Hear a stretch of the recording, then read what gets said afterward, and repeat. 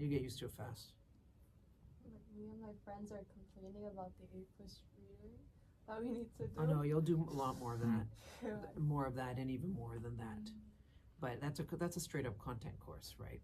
And sometimes you'll have labs, sometimes you'll have lectures, and you'll read like a novel, and then you have to talk about the novel in your seminar, your tutorial. It depends on the course. I did bio for Gen Ed. I loved it. We did labs the whole time. It was cool. But it was literally a repetition of my final year of school because we had a 5th year. And Ontario's since gotten rid of the 5th year, but we were really well prepared. I didn't find it that big a jump at all. So I found that many students are like curious about the style when we go to college. So are there like more discussions or like is it more like lecture? It's every year, every professor, every program is different. One of my classes on ancient Greek theater was 200 people in a giant auditorium with the most boring man alive talking about the most boring plays ever written at 8 a.m. every Monday morning. While my other class was a evolutionary biology, and we met in a coffee shop, and it was 5 of us, and we just chatted about the books that we read and just had an interesting discussion. And sometimes if you have a lecture with a really good professor, it's super entertaining. Like abnormal psychology, it's talking about like, when are we going to get to that? And not to make light, I'm not making light, but people want to know about symptomology and how it's diagnosed, and it made it cool. It was cool. I remember that being cool. Developmental, abnormal is much cooler. It's much sexier. So, I mean, I think like the thing to take away from it is even at the high school level, different teachers have very distinct teaching styles. And some students don't like that.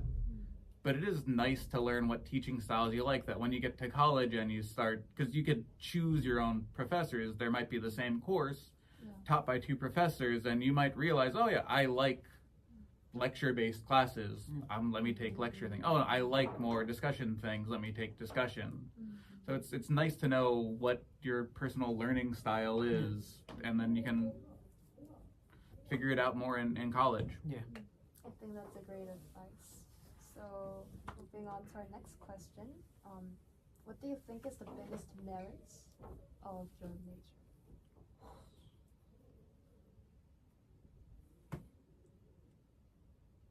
I think eventually I did end up in English education. I really didn't want to do it because I hated high school and I didn't want to ever go back to a high school ever again.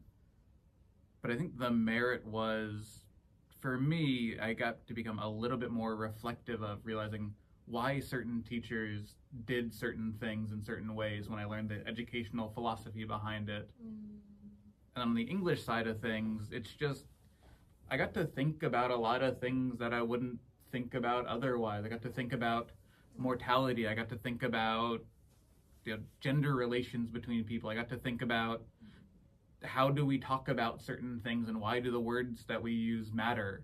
I just got to think about a lot of things that I otherwise wouldn't have thought about, because thinking is hard and we tend to run away from it, but English classes force us to think about things.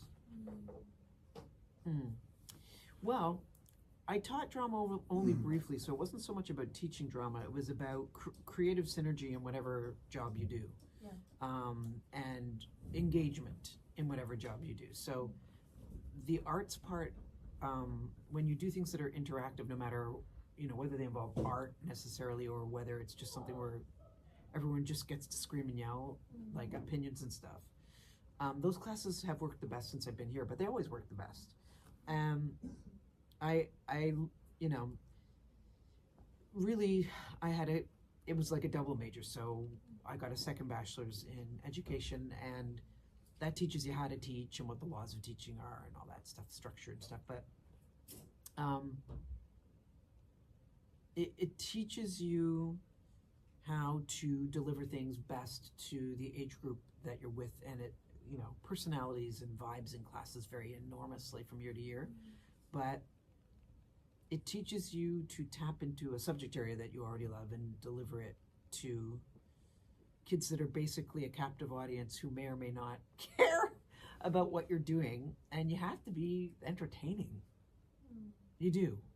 You have to be entertaining. You have to sell it in some way and prove that it's worth learning and do it in a way that's engaging. Yeah. So both of my majors added at least a portion to that.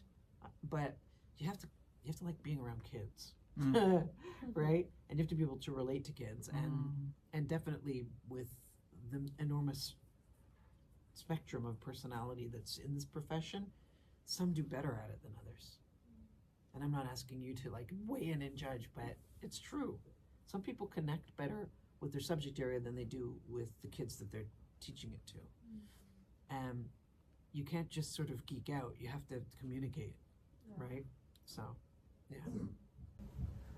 Now that you're teaching like AP Lang and AP Research, so did you like change your major? No. I wanted to do an English major, but all the courses conflicted with my drama major timetable, so I couldn't.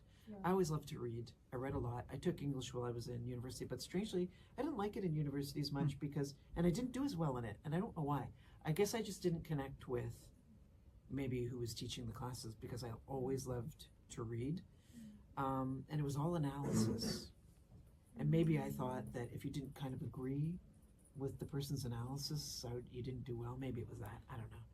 But no, in order for me to have been a teaching, like an English department head, I probably would have had to done another full year of courses and then had a double major. But I didn't really need to because I was a theater specialist, so I could still be a department head, and sometimes drama teachers head English departments. It's not usual, but no, I don't really need it. What was the transition like from a theater education major to teaching English? How did you get your foot through, like, into the English teaching door? You chose your teachables, right? So when you were doing your middle school, high school, you had two teachables. And my primary teachable was drama because that was where my degree was. And English I chose because I had enough credits to do it, but that's actually what I wanted to teach. That's the thing I relate to better, kind of left a weird taste in my mouth. So I kind of didn't want to do it, even though I liked doing it as a student. I didn't like teaching it as a teacher.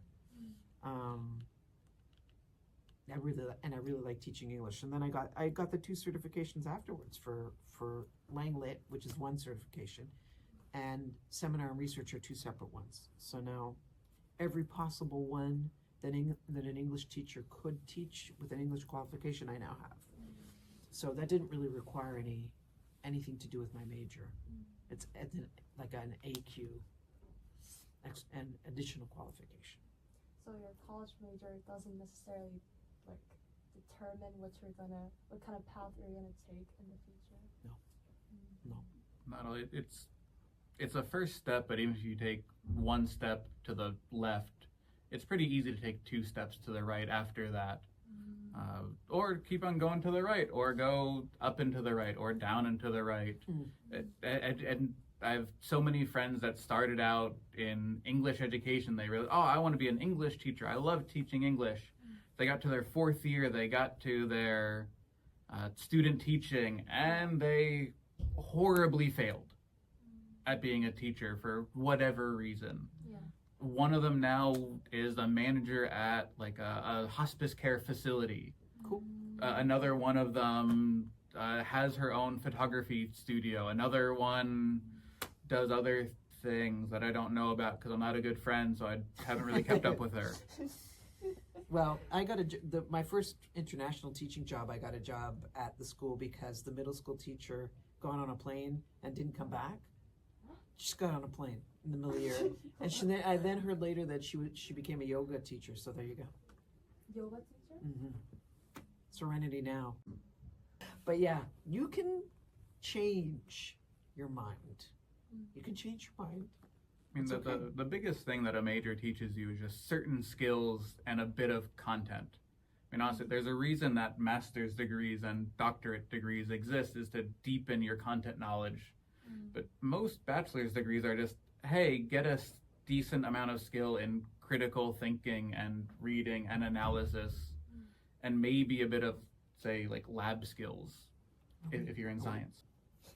So today we had Mr. Reese and Ms. Price to share their experiences regarding their college major, and thank you very much for your helpful advice. Thanks for having us. Thanks for having us. And I hope many students find this video helpful. So thank you and have a great rest of your day. Bye. Bye. Bye.